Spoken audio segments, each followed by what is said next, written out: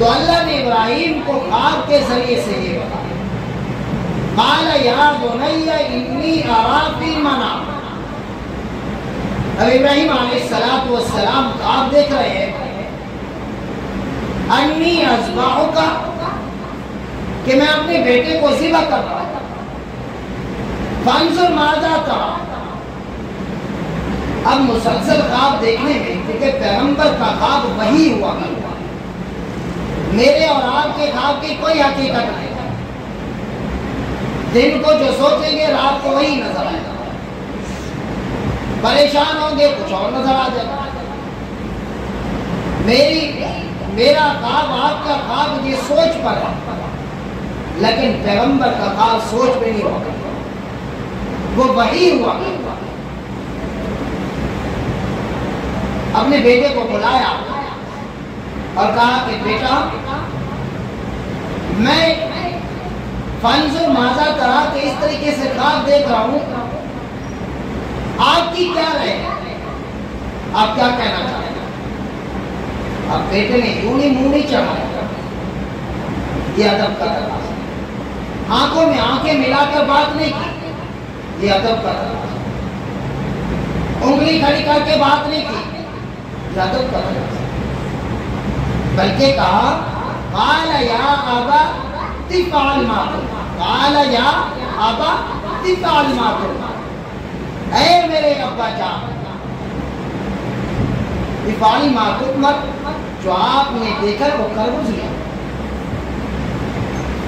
لیکن اس میں جو بات تھی، پیغمبر نے اپنے بیٹے سے رائے ضرور لی، لیکن ان الفاظ کے اندر جو بات آتی ہے کہ بیٹے میں، کہ بیٹا یہ بھی کہنا چاہتا تھا، تصور کہ ابا جان آپ وہ کیجئے جو آپ کو اچھا لگے، مجھ سے پوچھنے کی ضرورت نہیں ہے۔ اگر آج باپ بیٹے سے کوئی بات نہ پوچھے مجھ سے تو پوچھے نہیں، خاص طور پر رشتوں کے معاملے ہونا چاہیے، یہ شرعی مسئلہ ہے، سن کے جائے۔ رشتے جب بیٹیوں کو کیے جائے، بیٹیوں کے رشتے، تو سب سے پہلا حق کس کو ہے رشتے کا؟ آج کل تو ہمارے گھر کی بڑی عورتیں ہیں، اس لیے گھر برباد ہے۔ سب سے پہلا حق والد کو ہے، والد نے رشتہ دیکھ بھال کر کے مشورہ کر لے وہ الگ بات ہے، اس کو جہاں اس کا دل تسلیم کرے وہاں رشتہ کرے، لیکن والد بھی اولاد سمجھ کر رشتہ کرے۔ بس اوقات یہ ہوتا ہے کہ آپس میں میاں بیوی کی لڑائی ہوتی ہے، ضدیات کی بنا پر بھی والد رشتہ کر دیتا ہے، بیٹی جہاں جائے چلی جائے، کوئی ایسا نہیں کرتا۔ اب والد کا پہلا حق ہے، جہاں والد فیصلہ کر لے وہاں اولاد کو، بیٹے کو، بیوی کو، چچا کو، ماموں کو، تائے کو، نانا کو، کسی کو کوئی حق حاصل نہیں ہے کہ اس رشتے کے اندر عمل کرا، کوئی حق حاصل نہیں، کیونکہ باپ کے اندر جو اللہ نے شفقت ڈالی ہے، ماں کے اندر جو شفقت ڈالی ہے، وہ باتوں کے اندر اولاد کسی اور کی ہو، کسی کی شفقت محبت نہیں ہو سکتی۔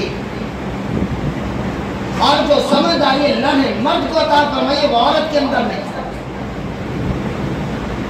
عورت جب ایسا فیصلہ کرے گی، کوئی بات آئے گی تو وہ انا کے معاملے میں آ جائے گی، ضدیات پر اتر جائے گی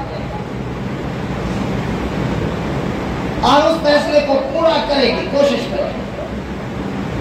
تو جب انا کے معاملے میں رشتے ہوں یا کوئی فیصلہ ہو تو کہاں آگے مرد میانہ روی اختیار ہے، وہ انا پر نہیں ہے، وہ دیکھے گا کہ ہاں یہ رشتہ کامیاب ہوگا یا نہیں ہوگا، باقی تو اللہ ہی جانتا ہے۔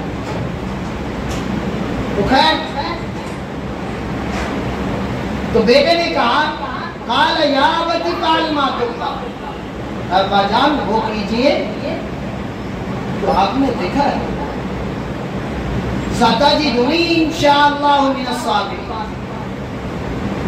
اے میرے پیارے بابا جان آپ مجھے صابرین میں سے پاؤ گے۔ فلما اسلما، اللہ فرماتے ہیں جب دونوں نے، باپ اور بیٹا نے تسلیم کر لیا، بات کو مان لیا، وَتَلَّهُ لِلْجَبِينِ، تو پیشانی کے بل لٹا دیا۔ تو واقعہ یوں ہے، جب ابراہیم علیہ السلام نے اپنے بیٹے سے اپنا خواب سنایا تو بیٹے نے کہا کہ ٹھیک ہے، مجھے صابرین میں سے دو۔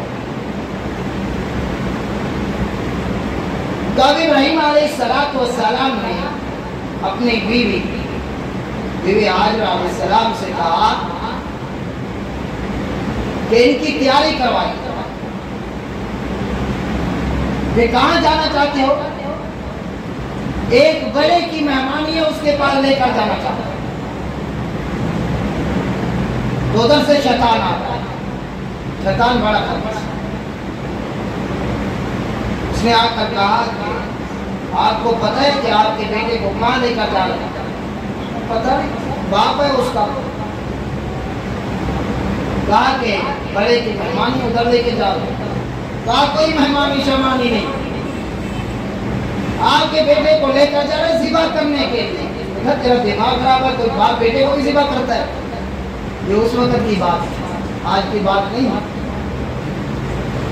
آج تو یا تو چھری پھیر دیتے ہیں یا تربیت پہ چھری پھیر دیتے ہیں۔ اولاد کو ذبح کس طریقے سے کیا جا رہا ہے؟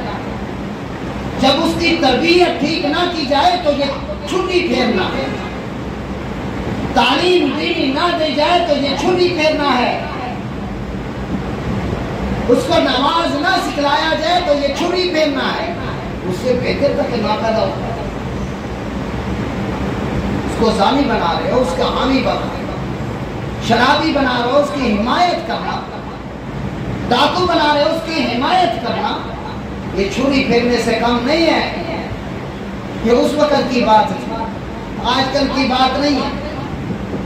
آج بیٹا کوئی نقصان کر کے آئے، پیچھے سے آدمی کوئی آیا، اس نے کہا جی آپ کے بیٹے نے مجھے گالی دی، کہا جی میرا بیٹا ایسا نہیں کر سکتا۔ جو نہیں کہے گا کہ اس کے کال سے پکڑ کر سامنے کھڑا کر، جلدی سے معافی مانگ، بڑا ہے آپ سے، آپ نے ایسا کیوں کیا؟ ایسا نہیں ہوگا۔ اگر وہ بہر کوئی حرکت کر کے آیا ہے، میں کہا شاباش، یہ میرے خون میں سے، پھر تو آپ کے خون پہ شک ہے۔ اگر صحیح تربیت کرتا تو شاباش نہ کرتا، کہتا کہ تم نے ایسی بے غیرتی کی کیوں ہے؟ تم نے بہر ایسا پنگا لیا کیوں ہے؟ اور بعد میں دوسروں کا پوچھنا تو بعد میں ہوتا، پہلے یہ پوچھنا۔ اس لیے تو حدیث میں آتا ہے نا کہ اپنے گھر میں کوڑا لٹکا کر رکھو۔ اب کوڑا لٹکانے سے مراد یہ نہیں ہے کہ روزانہ صبح بھی اٹھو 5 لگاؤ، شام کو اٹھو 5 لگاؤ،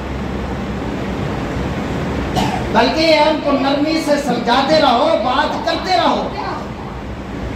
جب وہ ایسی لیمٹ سے کراس کرنا شروع ہو تو پھر کوڑا اٹھا لو، آپ ان کے والد ہو، گھر کے سرپرست ہو۔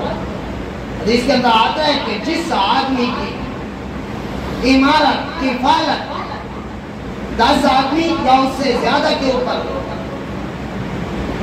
تو کل قیامت کے دن پل صراط پر کھڑا کر دیا اور اس سے پوچھا جائے گا، یہ نہیں پوچھا جائے گا ہاں تیرا بیٹا کتنا کما کر آتا تھا،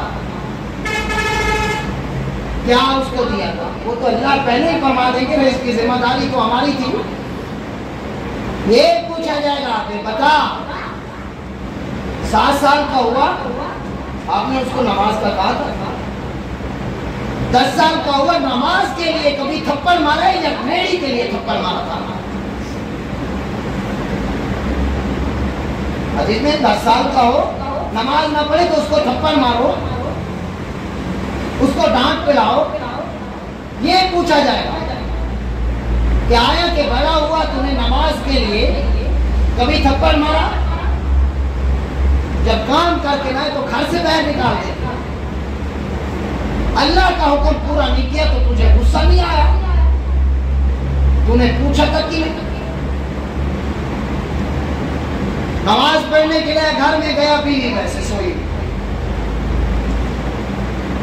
وہاں جانو مانو کوئی بات نہیں. اگر سالن میں نمک زیادہ ہو گیا تو جانو مانو ختم، وہاں غصے ہو جاتے. تو اللہ کا حکم توڑ کر سو رہی ہے تو اس حالت میں آپ کے لیے کھانا بنائے گی. کبھی کہا کہ تم نے نماز کیوں نہیں پڑھی؟ اصل میں جس چیز پر غصہ ہونا ہوتا ہے وہاں غصہ ہوتے نہیں ہے، بے جان غصہ ہوتے. جہاں پوچھنا ہے وہاں پوچھتے نہیں. غیرت وہاں آتی نہیں جو اللہ کا حکم، اللہ کے رسول کے حکم کو توڑا ہے، اور جگہوں پہ غیرت آ جاتی. ادھر ہماری عورتیں بازار میں جب دیکھیں تو ان کی ماشاءاللہ بڑی عجیب سی ایک ترتیب بن گئی. جس کو حکم ہے کہ سلوار ٹخنوں سے اوپر کریں وہ نیچے کرتے جا رہے ہیں، جن کو حکم ہے کہ سلوار ٹخنوں سے نیچے کریں ان کے اوپر جا رہے ہیں. ابھی پنڈلیوں تک پہنچ گئے، کچھ دن کے بعد گھٹنے بھی لگے ہو گئے. بازاروں کی حالت یہی ہے، جا کر دیکھا. میں ابھی دیکھا کل بھی بازار میں آنا جانا اور اب سامنے گزری میں وہاں ٹھہرا ہوتا میں حیران ہو گیا. موٹی پنڈلیوں سے اوپر تھی سلوار، واہ میں نے کہا ماشاءاللہ اوپر مسجد نیچے بنتا ہے. یہی صورت حال ہے، کیونکہ یہی ہے یہاں غیرت کرنی ہے وہاں کہتے ہیں جہاں نہیں کرنی وہاں غیرت آ جاتی ہے. تو تربیت کیا دی؟ پیغمبر نے گھر کی تربیت کی ہوئی تھی. شیطان آیا کہنے لگا کہ بی بی وہ تو ذبح کرنے جا رہا ہے. کہا کیوں؟ کوئی باپ بیٹے کو ذبح کرتا ہے؟ جب یہ جواب کیا تو شیطان بگبگا گیا. اس نے کہا یہ کیا کہے گا؟ تو اس کے منہ سے نکل گیا کہ اللہ کا حکم ہے. اس نے کہا جاؤ مردو، اگر اللہ کا حکم ہے ایک اسماعیل پیدا ہوا ہے، اگر ہزاروں پیدا ہوتے ہیں اللہ کے نام پر سب قربان ہوگا. جاؤ مردو تو کہاں سے آ گئے؟ ایک اسماعیل کی بات کر رہا اللہ کے نام پہ تو ساری اولادیں. بی بی خمسہ آئی رضی اللہ تعالی، 4 بیٹے جوان ہو گئے تو سب کو بلا، تو سب کو کیا کہا کہ جنگ کا اعلان ہو گیا ہے، حلوہ کھانے کے لیے نہیں. نہ آج کل حلوے والی بات ختم ہوگی، مولوی پر یہ دھبا. آج کل مٹن کی بات ہے، کوئی بلایا کرے تو مٹن کھلایا کرے. چلو بات تو ہو، مٹن کھانے والی بات نہیں ہے،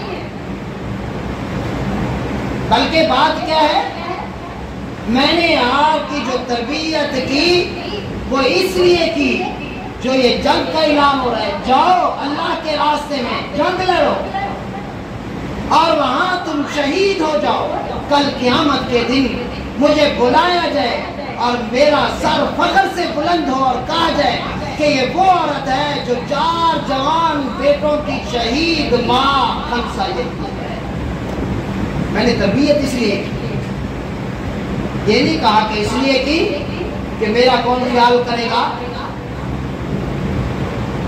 مجھے کون کھلائے گا، کمائے گا کون، میری تو دکانداری بند ہو جائے. بلکہ اس لیے اللہ کے لیے قربان کرنے کے لیے قربان کرنے کے لیے. اب وہ قربانی چاہیے تھی تو آج میں اور آپ وہ تو بیٹے دے رہے تھے، اولادیں پیش کر رہے تھے. ایک عورت بھاگتی آئی دور سے، یا محمد صلی اللہ علیہ وسلم، دور سے آ رہی ہے. آپ نے فرمایا کہ عورت کی آواز آ رہی ہے، آنے دو آنے دو. جب قریب آئی تو ایک چھوٹا سا بچہ دودھ پینے والے، اے حبیب صلی اللہ علیہ وسلم آپ جنگ پہ جا رہے ہو، یہ میرے اس بیٹے کو بھی قبول کر لیجئے۔ فرمایا کہ اس کا کیا کریں گے؟ نہ یہ تو تلوار اٹھا سکتا ہے، نہ زیرہ پہن سکتا ہے، نہ کوئی چیز اٹھا کر دینے والا ہے۔ فرمایا اے میرے حبیب جب وہ دشمن تیر مارے میرے بیٹے کو سامنے کر دینا، اس کو تیر لگے گا، آپ کی جان بچ جائے گی، کل قیامت کے دن میرا نام بلند ہو جائے گا۔ آج تو ہم سنتے ترک ہو رہی ہے کہ تیر چلانا تو دور کی بات ہے، ہم اپنے نفس میں بھی تیر نہیں چلا سکتے۔ ہم اللہ کے حکم کو چھوڑ کر یہ نفس کہتے ہیں کہ نماز نہ پڑھاؤں، یہ بھی تیر نہیں چلا سکتے۔ کتنی بات ہوتی ہے سنت سنت سنت سنت سنت سنت پہ کامیابی کامیابی کامیابی، لیکن کبھی یہ سوچا ہے کہ کامیابی ہے ہی بھی صحیح یا نہیں؟ آج تک ہم نے اپنے نفس میں یہ تیر نہیں چلایا کہ ایک سنت کو زندہ کرنا، میں اپنے آپ کو اللہ اور اس کے رسول